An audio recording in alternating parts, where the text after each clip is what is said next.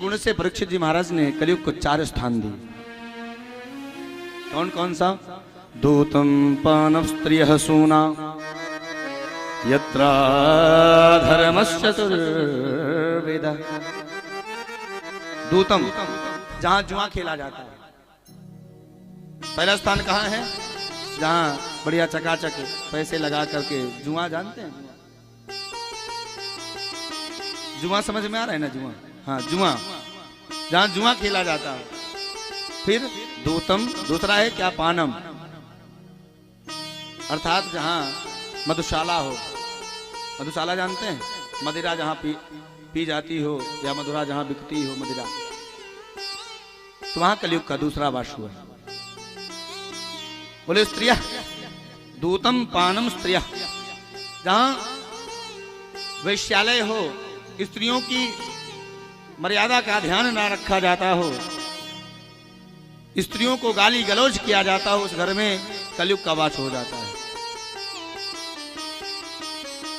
चौथा सूना, अर्थात जहां हिंसा होती हो, बूचड़ खाने आदि में। तो 4 कौन स्थान हुए? पहला कौन सा है?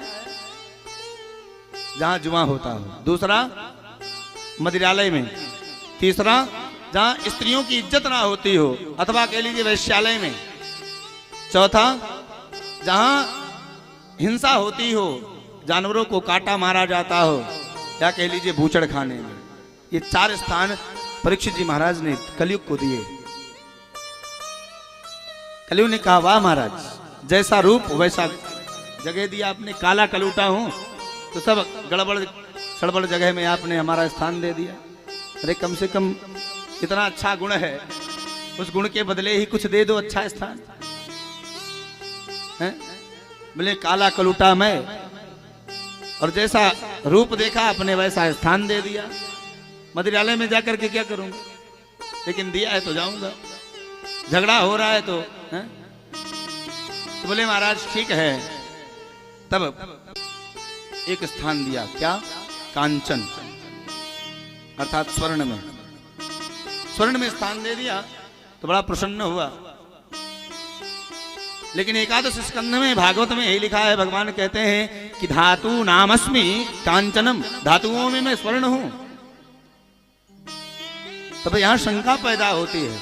जब परीक्षित जी ने स्वर्ण में कलयुग का वास दिया है, तो भगवान गीता में भी कहते हैं कि धातुओं में हे उद्धव, एकादश स्कंध में कहते हैं हे उद्धव मैं धातुओं में मैं स्वर्ण हूं, और गीता में अर्जुन से कहते हैं।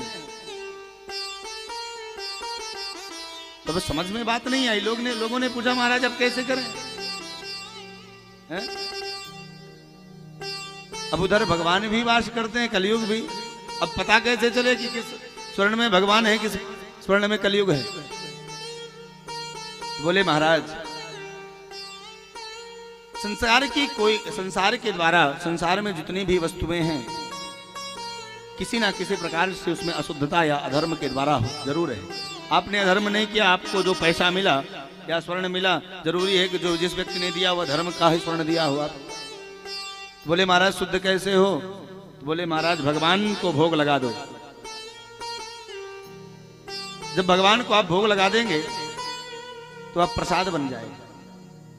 मानस में बाबा लिखते हैं ना कि तुम ही निवेदित भोजन करहीं, प्रभु प्रसाद पट भूषण धरहीं।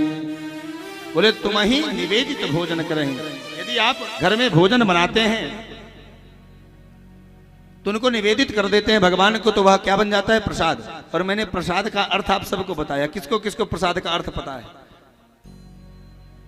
माता जी लोग आप कहाँ सुनने आते हैं? हमको देखने की यहाँ केवल उपस्थिति दर्ज करवाने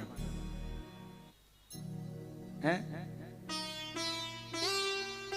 सुनने आते हैं ना आप लोग, कम से कम ध्यान से सुनिए।